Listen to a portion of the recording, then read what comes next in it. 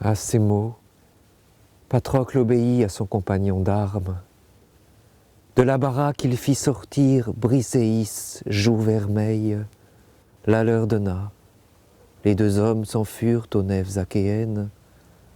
À contre-cœur, la femme dut les suivre, et Achille, tout en larmes, assis à l'écart de ses compagnons d'armes, sur le rivage écumant, contemplait le flot sans entrave.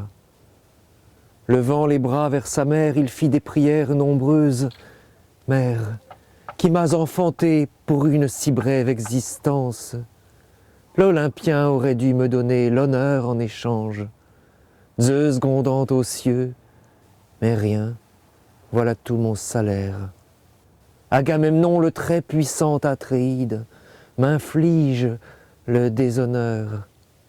Il m'a pris lui-même mon lot et le garde. » Il parlait en pleurant, entendu de sa mère vaillante, qui siège auprès de son père vieillard dans l'abîme de l'onde.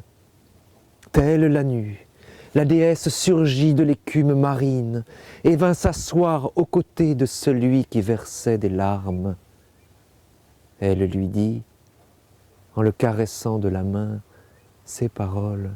« Dis, tu pleures, mon fils, quel mal est entré dans ton âme?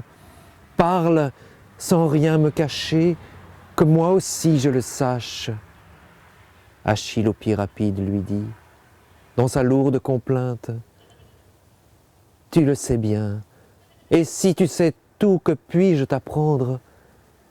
Nous arrivions chez Étion dans Thèbes la sainte, nous pillâmes la ville, portâmes ici ses richesses. Alors les fils d'Achaïe en firent un juste partage, choisissant pour le fils d'Atrée Chryséis joue vermeille. Mais Chrysès, le prêtre du dieu Apollon lance-flèche, vint jusqu'aux embarcations des Argiens cuirasses de bronze pour délivrer sa fille, apportant la rançon innombrable. Il arborait les emblèmes du dieu des cibles lointaines, haut sur le sceptre d'or, suppliait les Argiens de la foule, et surtout les deux Atréides, maîtres des hommes. Les Achéens unanimes alors, d'une voix, consentirent à respecter le prêtre, à garder la rançon éclatante. Ce qui déplut au cœur d'Agamemnon l'Atréide, il le chassa violemment, l'accablant de paroles terribles. Tout courroucé, le vieillard s'en fut. Alors sa prière fut entendue d'Apollon qui l'aimait tendrement en son âme. Il décocha sur le camp une flèche mauvaise, et les hommes churent les uns sur les autres. Les traits du dieu décimèrent tout le vaste camp achéen.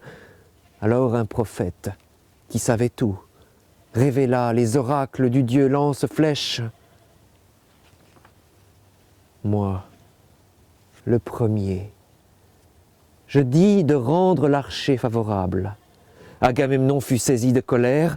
Debout dans la foule, il proféra des menaces qui sont accomplies à cette heure. Sur un rapide vaisseau, les Argiens, aux vives prunelles, mènent la fille à Chrysaie et portent au dieu des offrandes. Deux héros sont venus chez moi me prendre la fille. À l'instant, Briséis, que les fils d'Achaïe me donnèrent. Viens donc toi, si tu peux, au secours de ton fils intrépide. Gagne l'Olympe et conjure Zeus.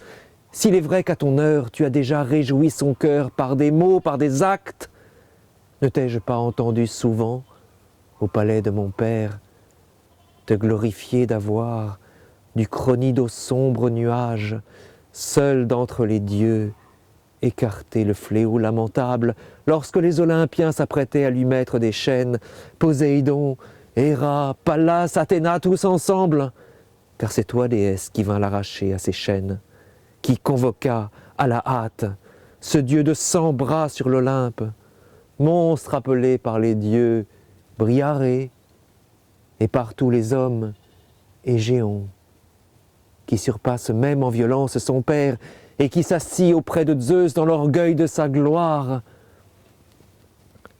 Les bienheureux de lui prirent peur, renoncèrent aux chaînes.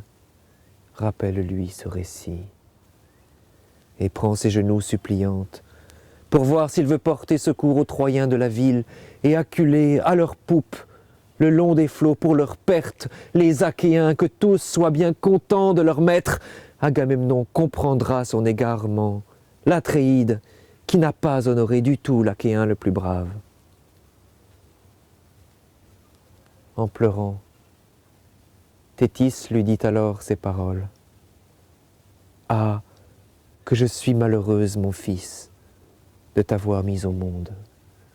Si tu pouvais, près des barques au moins, sans douleur et sans larmes, rester assis, si brève est ta part de vie, si fragile, tu es destin rapide, tu n'as que douleur et tristesse, pour une triste fortune, au palais je t'avais mis au monde.